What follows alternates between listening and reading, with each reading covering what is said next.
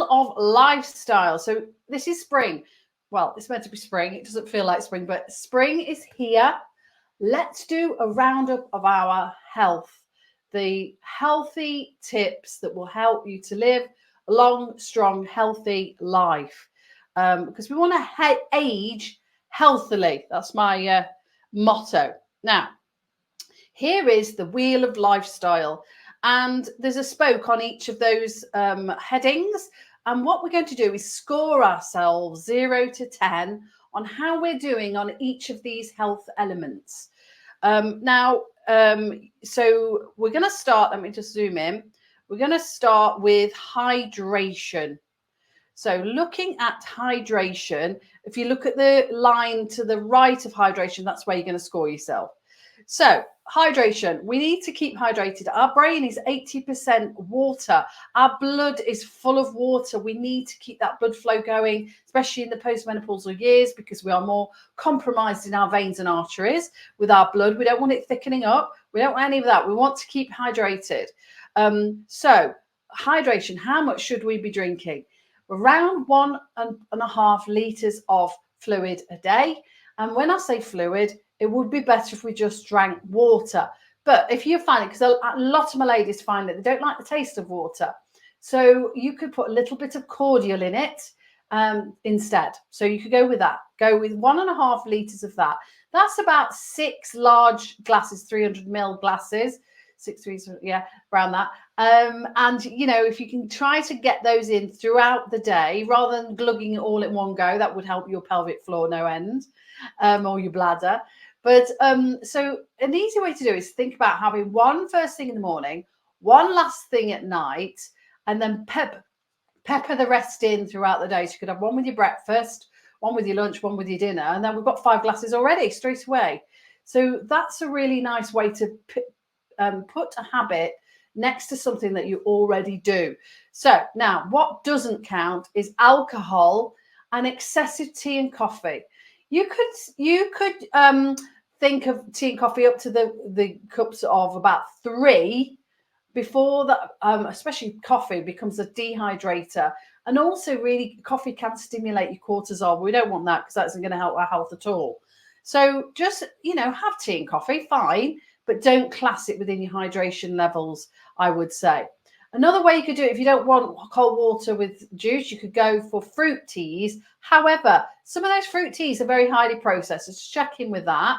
I often get a little piece of ginger and lemon and actually put actual ginger and lemon in a teapot, put some water in, infuse it. That's a nice way to have some kind of fruit tea or flavored water, if you like. So score yourself at the side there. On the right side of that hydration label, right, so 10 would be right at the edge of the circle and 0 is in the center. So put a little cross on where you are on that line with drinking 1.5 litres a day.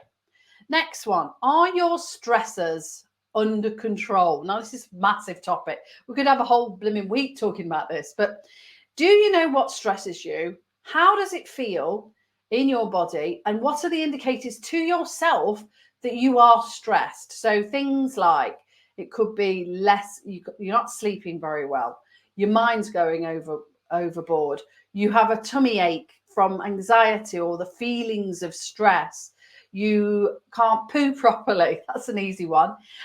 Your skin is breaking out. You feel tight in the neck and shoulders. You know, what are those feelings for you? It's a big topic to think about this, but have you got some stress combaters, if you like? So things that you can do to help when you start to feel like that.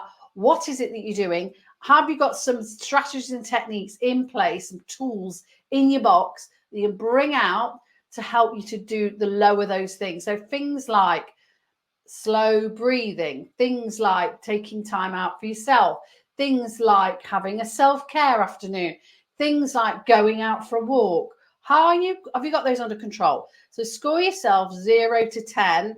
You might want to put a question mark on this one because it is a big topic that we need to look in deeper. Maybe it's something that we need to look at a little bit more.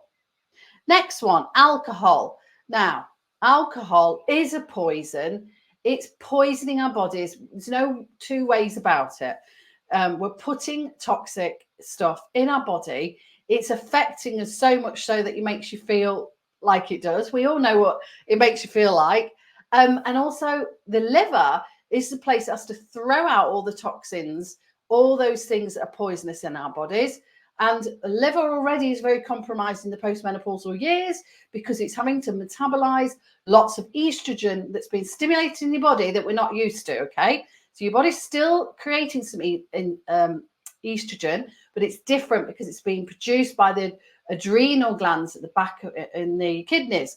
So this type of estrogen isn't great when it's floating around your body. So the liver, we want to process that and get it pooed out as quickly as possible.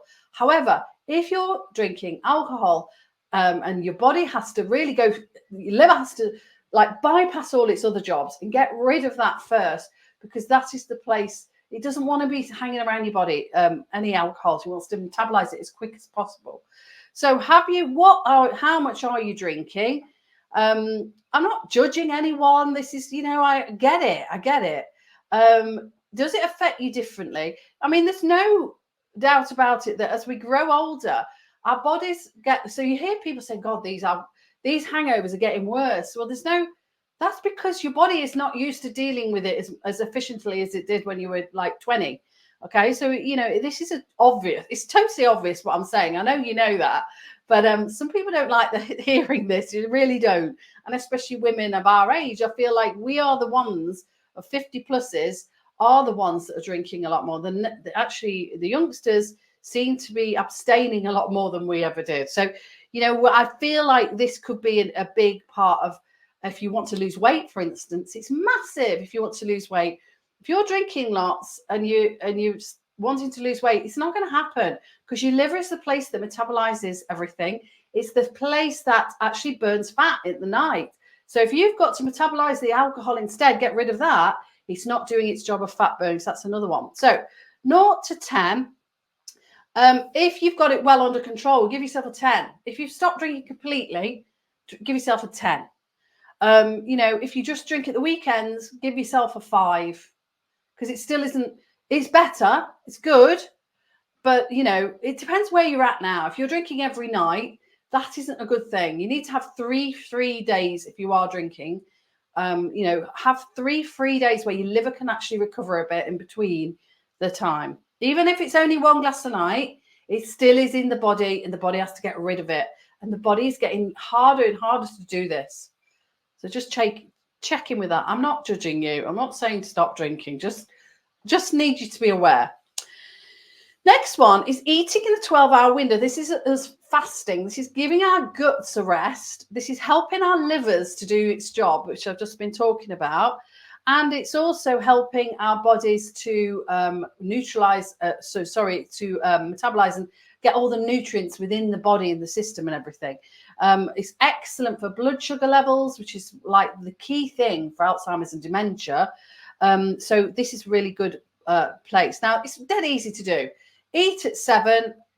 Last thing you eat at night is 7 o'clock, and then don't have your breakfast till 7 o'clock the next day. Easy to do it. Just have water or in between. Don't have any tea and coffee with milk in it because that's classed as food.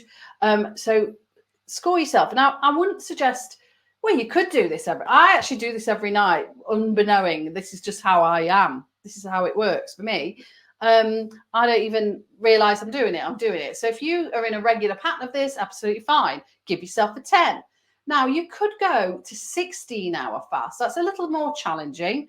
But they do suggest in most of the research that 16 hours for women of our age is really optimal, because after that, if you do longer, I mean, some people can do it. Let's look at that, because some people can do these different things, can't they? So if you went up to a 36-hour fast, it could be brilliant for you. However, obviously don't do that every day. You might want to do that once a week, 24-hour fast. Some people do that. But I know that if I did it, it would stress my body. And therefore, I'm in a loop again with that stress. And we know we're always trying to get that under control. So to me, I would just go with 12 hours and that's it. But if you do 16 hours, again, it's fairly simple. You kind of miss out your breakfast and have a mid-morning sort of brunch instead. Okay, next one. So score yourself 12 if you're regularly doing a 10, if you're regularly doing the 12-hour fast. So that is the line that is at 6 o'clock there. Now, the next one is daily walks. Now, you know, in this circle, there's not a lot to do with exercise because the two bits I put in are the most important. And this is, if you're going to prioritize your life, these are the 8 things I would prioritize.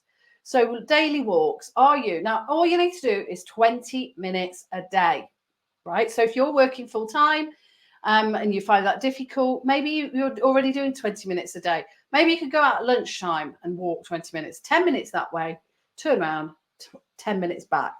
So it's raining, it's cold. Get your kit on, get your coats on, because you do feel better when you go out. I put my wellies on yesterday, got my big coat on. It was pouring rain, but we did it.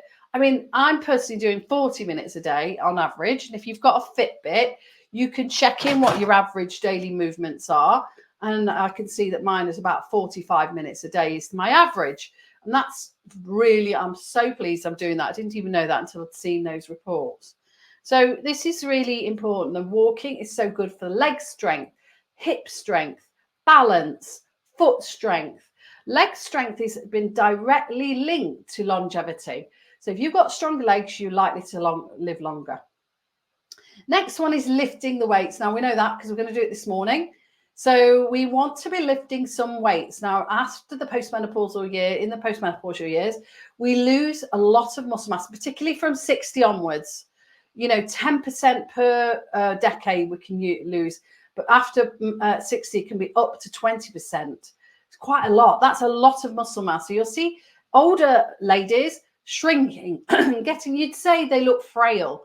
And the reason they look frail is because they've lost muscle mass. So you want to be keeping that muscle that you've got now and keep stimulating it. And it's an ongoing process. You can't just do like a month of it and then it'll be gone there forever. It won't. We've got to be doing this all the time. So that's why on a Monday now we are doing mostly lifting weights. So we want to be lifting weights 2 to 3 times a week. Now, last week I did lots of moving of furniture. So to me, that's one of my weightlifting bits. When you get back in the garden, if you're using the wheelbarrow, you're lifting things, you're lifting pots, you will also class that as a weightlifting session.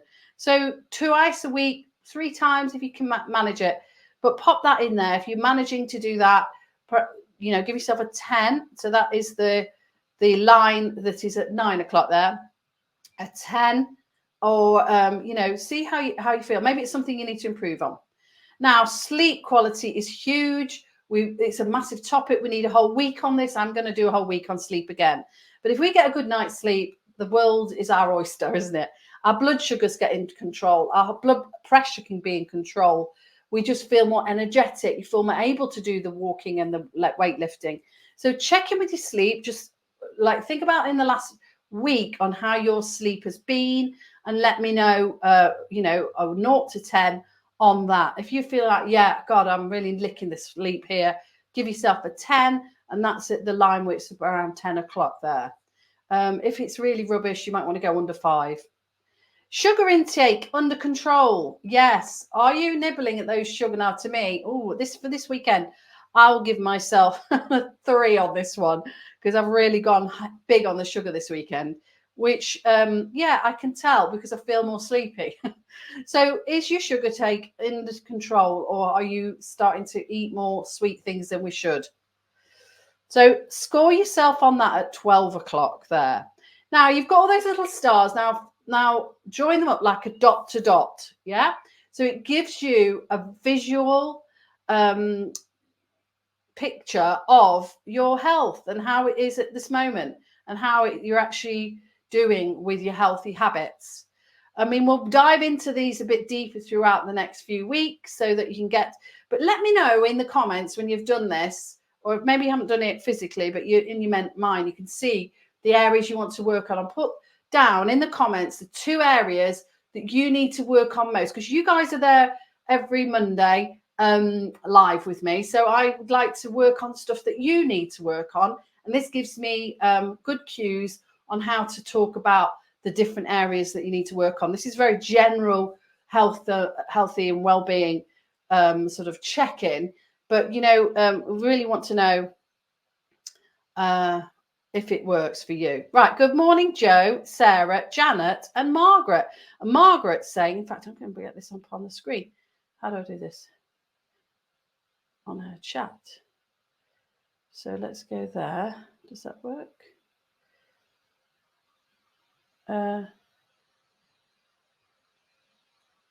So Margaret says, oh, there we go. My age group does secret drinking. We don't need to go to pubs and clubs. We all do it at home. I'm drinking less. Oh, that's good.